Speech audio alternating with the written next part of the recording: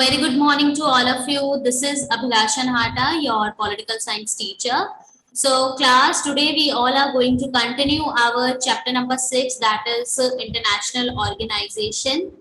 Okay, in our last class we discussed about the evolution of the UN. So this is the symbol of this is the logo of the UN, okay, which signifies the world peace. After that we talked about why there is a huge requirement of having an international organizations. ठीक है, international organisations की जरूरत क्या है, उसकी effectiveness ineffectiveness देखा.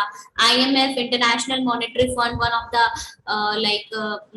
one of the organization of the United Nations. We talked about it, and after that we talked about the evolution of the UN. कैसे evolve हुआ evolution, कैसे World War I के बाद लीग ऑफ द नेशन बना. ठीक है, उसके बाद उसकी कुछ इनफेक्टिवनेस के वजह से कुछ कंट्रीज के लैकनेस के वजह से. ठीक है, तो इससे क्या हुआ, सेकेंड वर्ल्ड वॉर हुआ. सेकेंड वर्ल्ड वॉर के बाद फाइनली 1941 से 1945 तक हमने देखा कि डिफरेंट, स्पेशली जो यूएस है, यूके एंड सोवियत यूनियन, ये तीनों ही जो कंट्रीज थी, ठीक है, तीनों ही कंट्रीज ने बहुत इंपॉर्टेंट रोल प्ले किया. They met for the discussions of establishing this organization. 1941 से 45 तक हमने देखा कि कैसे यूएन के अंदर डिफरेंट क्या है, चार्टर्स वगैरह साइन हुए, उन्होंने कॉमन प्रिंसिपल्स, एक ड्राफ्ट बनाया, kind of in simple language आप कह सकते हो कि एक ड्राफ्ट बनाया. ठीक है, तो फाइनली 1945 अक्टूबर 24 को यूएन फाउंड हो चुका था. इसलिए यूएन डे हम कब सेलिब्रेट करते हैं, 9 अक्टूबर 24 को सेलिब्रेट करते हैं. ठीक है, फिर हमने देखा कि 2011 ये जो यूएन में है, मतलब at present there are 193 member states हैं. ठीक है, और उसमें ऑलमोस्ट जितने भी स्टेट्स हैं इंडिपेंडेंट स्टेट्स हैं. ठीक है, तो यूएन के अंदर जो मेन प्रिंसिपल ऑर्गन्स हैं उसको आज हम डिस्कस करेंगे. ठीक है, this is one of the most important topic under this chapter. Okay, the United Nations system principal organs. So class, there are 6 principal organs of the UN. There are 6 principal organs of the UN. The General Assembly. Okay, let me change the color. The General Assembly, Security Council, International Court of Justice, Secretariat, and Trustship Council, and the Economic and Social Councils. ये देखिए, Trustship Council and Economic and Social Councils. So what are the 6 principal organs of the United Nations? The 6 principal organs of the United Nations are the General Assembly, Security Council, International Court of Justice, Secretariat, Trustship Council, Economic and Social Council. ठीक है, ये 6 principal organs हैं. Principal organs मतलब कि basic head. ठीक है, basic है, head है. ठीक है, ये इंपॉर्टेंट ऑर्गन्स हैं आपके यूएन के under. Okay, so now as you all know, like United Nation is neither a supra state nor a government of governments. ऐसा नहीं है कि बहुत ही सुपर स्टेट है, सबसे सुपीरियर है, या फिर जो डिफरेंट नेशंस हैं उनकी गवर्नमेंट की भी गवर्नमेंट बनी हुई है. No, it is not the case. It is neither a supra state nor a government of governments. It does not have an army and it imposes no taxes. कोई army नहीं है, कोई taxes इसमें imply नहीं करते हैं. It depends on the will of its member states. It depends on the will of its member states to have its decision put into actions. ये जो टोटली डिपेंड करता है, किस पे डिपेंड करता है, ये टोटली डिपेंड करता है मेंबर स्टेट्स पे डिपेंड करता है. ठीक है, कि मेंबर स्टेट्स क्या चाहते हैं और उन पे क्या डिसीजंस पुट किया जाता है. ठीक है, and it also relies on the contribution of its member to carry out its activities, किसी भी कंट्री में वर्ल्ड वाइड जो भी एक्टिविटी करनी है तो उस उन मेंबर स्टेट्स का क्या रोल होगा, ठीक है। This is the main M of the United state. वैसे तो मेन एम आपको मैंने बताया ही क्या क्या है, आपका पीस, इक्वालिटी, ठीक है, सस्टेनेबल डेवलपमेंट, ये इनके मेन यूनाइटेड नेशंस के मेन क्या है एम्स हैं, ठीक है। सो यूनाइटेड नेशन ऐसा नहीं है कि कोई सुपर स्टेट है, गवर्नमेंट ऑफ गवर्नमेंट्स है, it totally depend on the member states, ठीक है। जो यूनाइटेड नेशंस के मेंबर स्टेट्स है 193 कंट्रीज मेंबर स्टेट्स हैं, ठीक है। ऑलमोस्ट उसमें से सारी कंट्रीज जो है इंडिपेंडेंट कंट्रीज है, इंडिपेंडेंट नेशंस हैं। तो इनका क्या करना इस पे डिपेंड करता है आपका, ठीक है। So now one by one हम हर एक ऑर्गन्स को समझते हैं, उसके कितने मेंबर्स हैं, क्या उनके रोल्स एंड रिस्पॉन्सिबिलिटीज हैं, क्या क्या उनका मेन फोकस है, हम अभी देखते हैं। So first of all, we will discuss about the General Assembly. General Assembly के बारे में देखते हैं हम, ठीक है। General Assembly. General Assembly, all United Nation members are represented in General Assembly. जितने भी आपके United Nations के members हैं, 193 member states हैं, all are the representatives of the General Assembly, each with one vote, and हर एक के पास 193 countries है, 193 countries हर एक मेंबर स्टेट के पास एक वोट होता है, एंड कोई भी डिसीजन लिया जाता है, major decisions require 2/3 majority. Obviously कोई भी डिसीजन लिया जा रहा है उसमें क्या हो रहा है, वोटिंग हो रही है, तो उस वोटिंग पे क्या रिक्वायरमेंट होती है कि 2/3 मेजोरिटी होना चाहिए किसी भी डिसीजंस को लेने के लिए। So it requires a 2/3 majority. Total general assembly के रिप्रेजेंटेटिव्स कौन होते हैं, ऑल द मेंबर स्टेट्स, ठीक है, ईच विद वन वोट, हर एक के पास एक वोट होता है। Major decisions require 2/3 majority. Major decisions, कोई भी मेजर डिसीजंस है उसके लिए 2/3 मेजोरिटी की क्या होती है, रिक्वायरमेंट होती है, okay.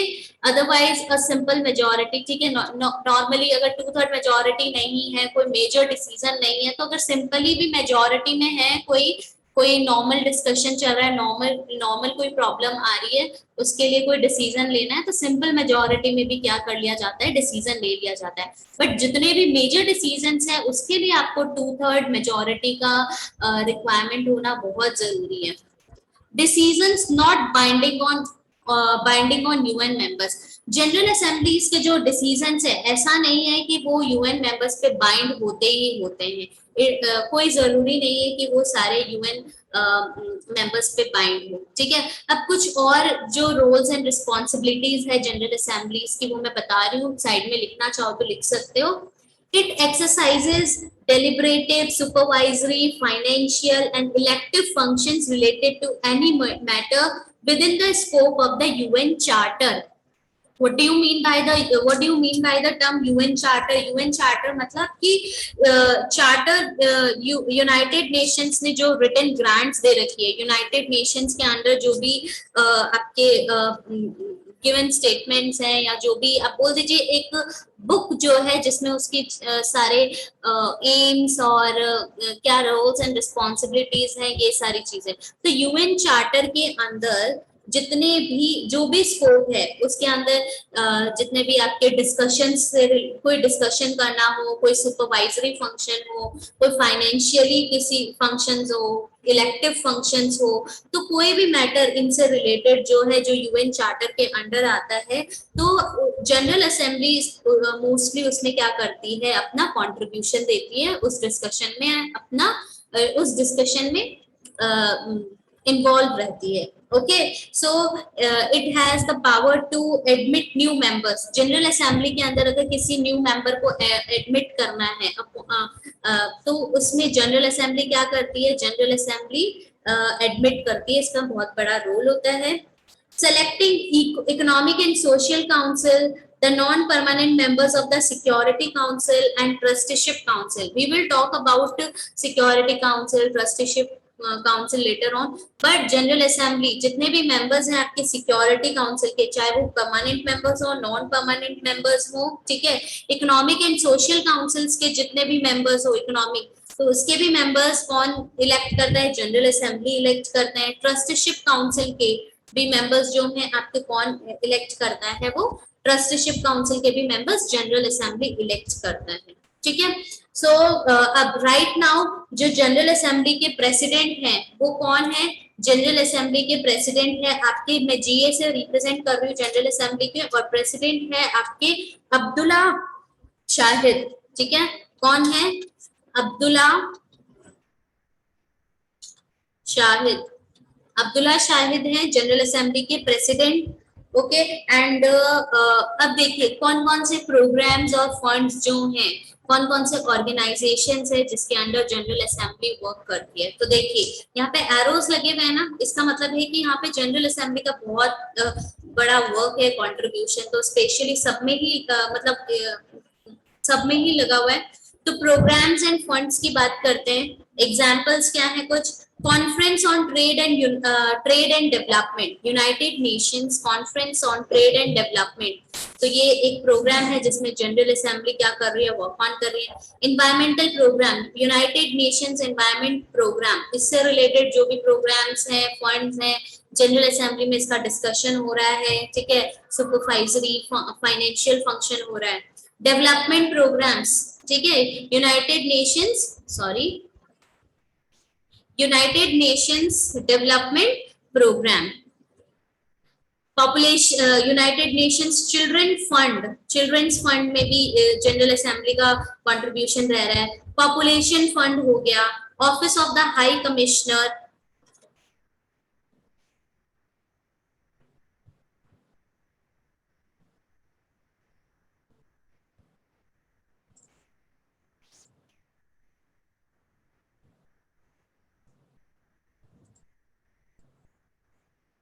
Office of the High Commissioner for Refugees, World Food Program, Relief and Work Agencies for Palestine refugees in the Near East, ठीक है, ये पैलेस्टाइन से नियर बाई एक वहां पे जो रिलीफ वर्क है वो भी फंड या ऑर्गेनाइजेशन जनरल असेंबली में क्या हो रहा है डिस्कस किया गया था, फिर उसको सुपरवाइज कौन कर रहा था, जनरल असेंबली ही सुपरवाइज कर रही थी। Human settlements programme, these are like some of the programmes and funds which are looked after by the general assembly, ठीक है, finance supervisory function, financial function या इकोनॉमिक जो भी इलेक्टिव फंक्शंस हैं, ठीक है, डेलिब्रेटिव फंक्शन से इनसे रिलेटेड वो कौन कर रही है, जनरल असेंबली कर रही है, ठीक है। अब देखिए subsidiary bodies, first of all subsidiary bodies, subsidiary होता क्या है, subsidiary something which is like you can say कि एक सब्स्टिट्यूट होना, ठीक है, कि अगर कोई एक पर्टिकुलर चीज चाहिए पर वो प्रेजेंट नहीं है, तो अगर हम कोई दूसरी चीज भी ले आए तो वो उसका वर्क कर लेती है। तो कुछ सब्सिडरी बॉडीज है, वो कौन कौन सी है, कमिटीज एंड हॉक बॉडीज, ठीक है, ये लेस इंपॉर्टेंट बॉडीज है आपकी, लेस इंपॉर्टेंट बॉडीज है committees ad hoc bodies. Hoc bodies क्या होती है, हॉक बॉडीज का मतलब है आपका कि जब भी जरूरत होती है, जब भी व्हेनेवर रिक्वायर्ड या व्हेनेवर नीडेड कोई स्पेसिफिक पर्पस के लिए, तो किसी कमिटी को, किसी बॉडी को बुलाया जाता है, तो उसको हॉक बॉडी बोलते हैं। So these are some less important bodies of the general assembly, इनको भी इलेक्ट करते हैं, इनके भी वर्क में जो असिस्ट करते हैं, इनको सुपरवाइज करते हैं, उसमें भी किसका कंट्रीब्यूशन है, जनरल असेंबली का कंट्रीब्यूशन है। फिर है और भी रिलेटेड ऑर्गेनाइजेशन है, ठीक है, जैसे organisation for the prohibition of chemical weapon, ये भी ऑर्गेनाइजेशन कौन सुपरवाइज कर रहा है, ये जो ऑर्गेनाइजेशन है chemical prohibition of chemical weapons का organisation for the prohibition of chemical weapons, इसको भी जनरल असेंबली क्या कर रही है, हेड कर रही है, सुपरवाइज कर रही है। Okay, so one more other entities क्या है, office of high commissioner for human rights, UN university, joint programme on HIV AIDS, ये सारे कुछ अलग और दूसरे मैटर्स हैं जिसमें जनरल असेंबली का कंट्रीब्यूशन है। स्पेशली जनरल असेंबली जो है, आप ये बोल दीजिए it is like a gram sabha, ठीक है, इंडिया में जैसे ग्राम सभा है ना, वहाँ पे सारे मेंबर्स होते हैं, डिस्कशंस वगैरह लिए जाते हैं, जितने भी इंपॉर्टेंट चीजें डिस्कस की जाती है, असिस्ट किया जाता है, ग्राम सभा ही असिस्ट करती है। तो वैसे ही जनरल असेंबली जो है, जितने भी मेंबर्स हैं वो इसके रिप्रेजेंटेटिव्स हैं, ठीक है। वन वोट है हर एक के पास, मेजर डिसीजंस होते हैं, deliberative, supervisory, financial and elective functions है। यूएन चार्टर के अंदर जितने भी आपके फंक्शंस हैं, चाहे वो इलेक्टिव हो, चाहे वो सुपरवाइजरी हो, चाहे वो फाइनेंशियल हो, चाहे वो डेलिब्रेटिव हो, ये सारे के सारे फंक्शंस जनरल असेंबली क्या करती है, परफॉर्म करती है, ठीक है।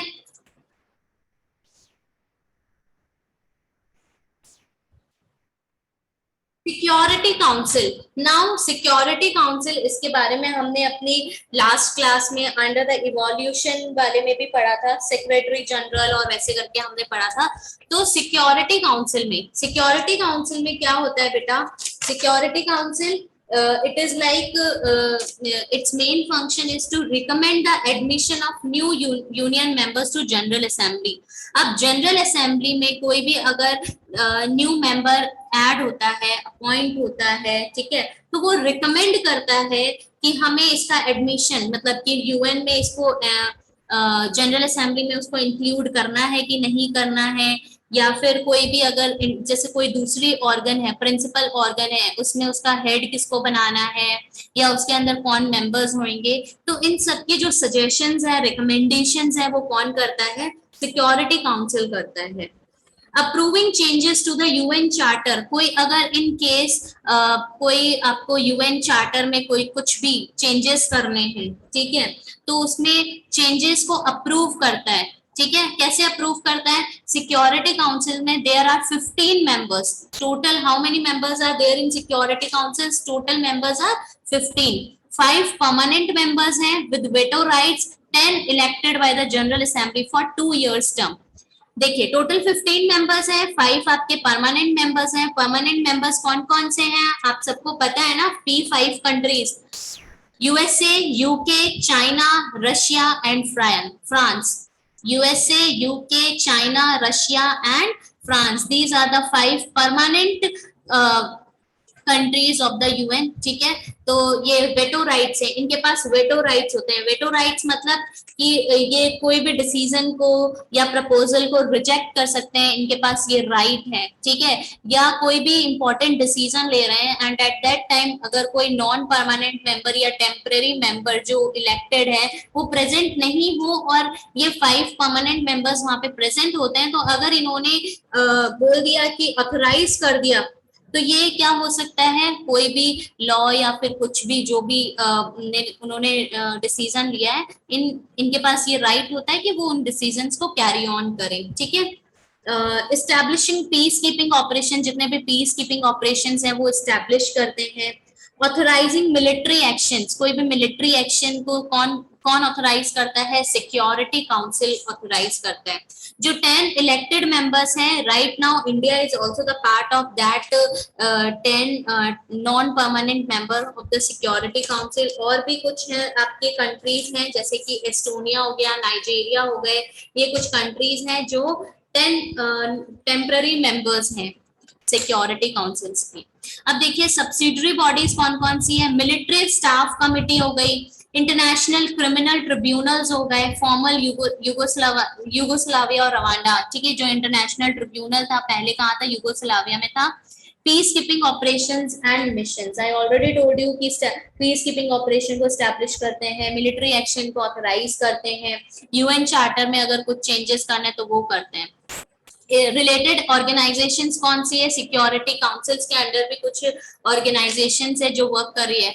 इंटरनेशनल एटॉमिक एनर्जी एजेंसी, ठीक है, न्यूक्लियर वेपन्स वगैरह या फिर कुछ भी है, तो ये इंटरनेशनल एटॉमिक एनर्जी एजेंसी जो है, जो आपको याद होगा कि एटॉमिक एनर्जी किसको देना है, किसको नहीं देना है, ठीक है। Reports to both the security council and general assembly. अब ये जो ये इंटरनेशनल एटॉमिक एनर्जी एजेंसी है, सिक्योरिटी काउंसिल और जनरल असेंबली के सुपरविजन में वो वर्क करती है, और दोनों ही ऑर्गेनाइजेशन को, दोनों ही प्रिंसिपल ऑर्गन्स को ये क्या करती है, रिपोर्ट करती है। Okay, so now next is And one more thing about the Security Council, the United Nations Security Council is the only UN body with the authority to issue binding resolutions on member states. अगर कोई binding resolution उनको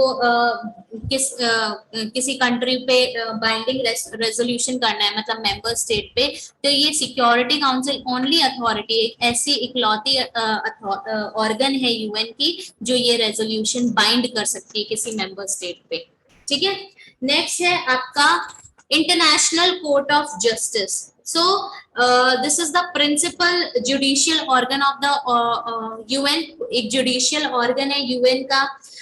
जितने भी disputes होते हैं states के बीच में या फिर मेंबर स्टेट्स के बीच में, तो उन लीगल डिस्प्यूट्स को सेटल करते हैं, एडवाइजरी ओपिनियंस देते हैं वो यूएन को, और उसकी जितनी भी स्पेशलाइज्ड ऑर्गेनाइजेशंस हैं उनको भी एडवाइस करते हैं। So how many judges are elected? 15 judges elected for 9 years by absolute majority in both the General Assembly and the Security Council. Absolute and majority, it means like at least 2/3 majority के साथ जो है general assembly और security council दोनों मिलके क्या करते हैं, 15 जजेस को सेलेक्ट करते हैं, इलेक्ट करते हैं। ठीक है, और इसका हेडक्वार्टर कहाँ पे है? हेग। ठीक है, एक नीदरलैंड्स में एक सिटी है हेग करके, तो यहाँ वहां पे इंटरनेशनल कोर्ट ऑफ जस्टिस आपका है।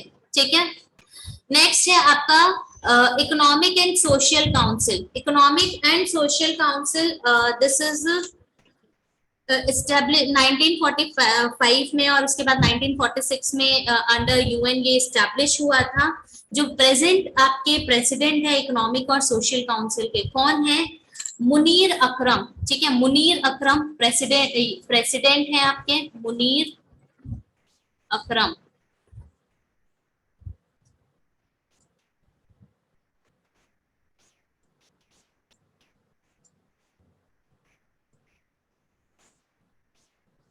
ही is from Pakistan, Munir Akram. Right, presently जो इकोनॉमिक और सोशल काउंसिल के हेड है, प्रेसिडेंट है, मुनीर अकरम है। Member states elected by the general assembly for overlapping 3 years terms. ठीक है, 54 सीट्स हैं, ज्योग्राफिकल रिप्रेजेंटेशन होता है इसमें। और ये जो 54 सीट्स हैं, जनरल असेंबली क्या करती है, इकोनॉमिक एंड सोशल काउंसिल को इलेक्ट करती है, 3 years टर्म्स में इनको इलेक्ट करते हैं। एंड जितने भी वर्ल्ड के इकोनॉमिक, सोशल और इन्वायरमेंटल चैलेंज है वो इकोनॉमिक एंड सोशल काउंसिल में डिस्कस होते हैं, डिबेट किए जाते हैं, और इससे रिलेटेड अगर कोई भी पॉलिसी रिकमेंडेशन है वो इकोनॉमिक और सोशल काउंसिल क्या करती है, रिकमेंड करती है पॉलिसीज को। अब देखिए रीजनल कमीशंस कुछ हैं, इकोनॉमिक कमीशंस ऑफ अफ्रीका में, Europe, Latin America and the Caribbean, economic and social commissions for Asia and the Pacific, Western Asia। geographical terms, geographical representation होता है ना, तो देखिए यहाँ पे आपके अफ्रीका क्या, ठीक है, लैटिन अमेरिका और कैरिबियन का अलग है, यूरोप का अलग है, तो एशिया और पैसिफिक का इकोनॉमिक सोशल कमीशन अलग है, तो वेस्टर्न एशिया, तो ये सब उन्होंने क्या है, जोग्राफिकली रिप्रेजेंट करते हैं। Okay, so rest to trusteeship council and secretariat we will discuss in our next class। okay, so this is all about today class।